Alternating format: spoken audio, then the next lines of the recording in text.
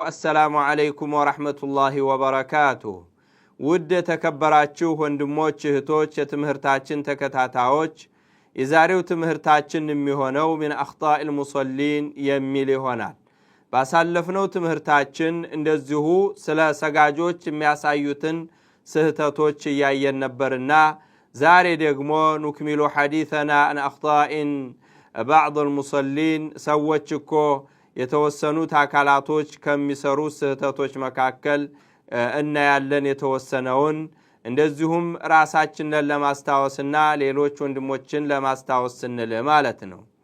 ومن الاخطاء المبطله للصلاه ለሶላት የሚያበላሹኮ ነገሮች መካከል عدم التحقيق الطمأنينة طمأنينة እኮ አለማስተካከል ማለት ነው። في الصلاه صلاه ውስጥ ማለት ነው ተጣድፎ መስገድ فعن ابي هريره رضي الله تعالى عنه أن رسول الله صلى الله عليه وسلم نبي عليه الصلاة والسلام دخل المسجد مسجد قبنا فدخل رجل فصلى عند سو قبنا سجده فسلم على النبي صلى الله عليه وسلم فرد عليه نبي عليه الصلاة والسلام سلام تاسع قرب الله ملس ستتنا وقال ارجع فصلي فإنك لم تصلي علوت አልሰገርክምና ሂደህ ስገድ ያሉት ነብዩ አለይሂ ሰላቱ ወሰለም فرجع يصلي كما صلى እንደዚሁም መለስ ብሎ መጀመሪያ እንደሰገደው ሰገደና ثم جاء فسلم على النبي صلى الله عليه وسلم መጥቶ ነብዩ አለይሂ ሰላቱ ወሰለም ጋር ሰላምታ አቀረበላቸው فقال ارجع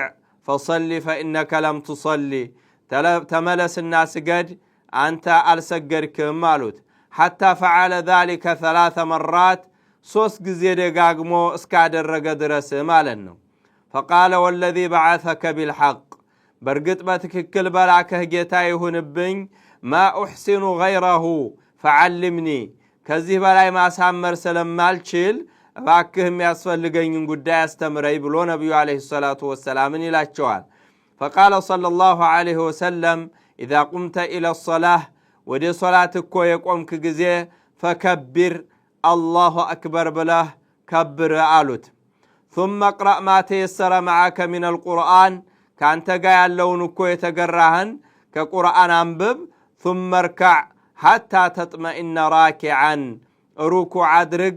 روكو عدرق هسكم مترقا درس آلوت ثم ارفع حتى تعتدل قائما كذاك ركوع قطبل تستكاكله اسكمتقوم درس علوت نبي عليه الصلاه والسلام ثم اسجد حتى تطمئن ساجدا እንደዚሁም سجود ورد سجود አድርገህ እስከምትረጋ ድረስ አሉት ثم ارفع حتى تطمئن جالسا ቁጭ ብለህ ተስተካክለህ ቁጭ እስከምትል ድረስ ደግሞ ቁጭ ተነሳሉት وافعل ذلك في صلاتك كلها رواه البخاري ይሄንን እኮ ሁሉ ጊዜ በሶላትህ አድርግ በማለት ነብዩ አለይሂ ሰላቱ ወሰለም አስተማሩት ማለት ነው።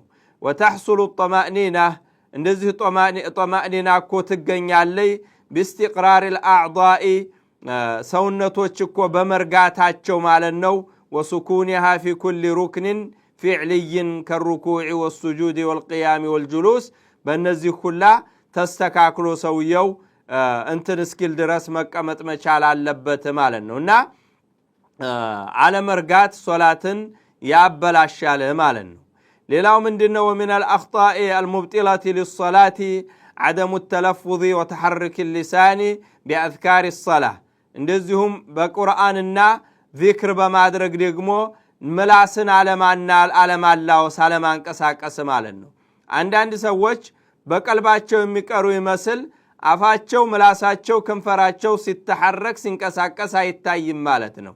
ለምን የሰው ልጅ የሚያወጣው በእነዚህ 28ቱ ሐርፎች በምላስ የሚወጡ በከንፈር የሚወጡ ምናምን ስለሆኑ እነሱን አስተካክሎ መቅራት መቻል አለበት እንጂ ዝም ማለት ቂራአት ሳይሆን ተደቡር ይባላል ማለት ነው። ቂራአት የሚባለው ነገር ከንፈሮችና ምላስ እየተንቀሳቀሰ መሆን ስላለበት ማለት ነው። ومن الأخطاء رفع الرأس وخفضه بين التسليمتين ማለት ከስህተቶቹ መካከል ደግሞ ሰውየው ሲያሰላምት ራስን ማንቀሳቀስ መወልወል ማለት ነው። ወደ ግራ ወደ ቀኝ ሲዞር እየተንቀሳቀሰ ራሱን እየወለወለ ማድረግ ይህንም ስህተት ነው ማለት ነው። وهذا لم يرد في السنة كسنة قال تغنيم ولا عن أحد من أهل العلم كالفو علماء تشكو كمانم التغنيم مالتنا.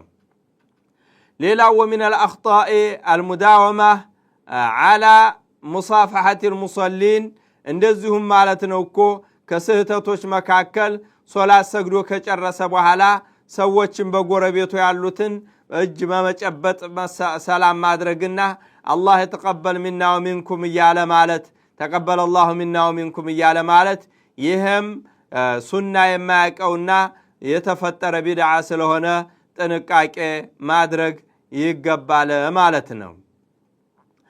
ሌላው ምንድነው ومن الأخطاء أن يقوم المسبوق لقضاء ما فاته قبل أن يسلم الإمام التسليمة الثانية እንደዚሁም ሰውየው ሩኩዕ ወይም አንድ ረካዓ ሁለት ረካዓ ያመልጠውና ኢማሙ ጋር ተቀላቅሎ እየሰገደ ኢማሙ መጨረሻ አሰላሙ አለይኩም ወራህመቱላህ ብሎ ሲል ሁለቱንም ሳይጨርስ መቆም ማለት ነው። ይሄም ስህተት ነው ማለት ነው።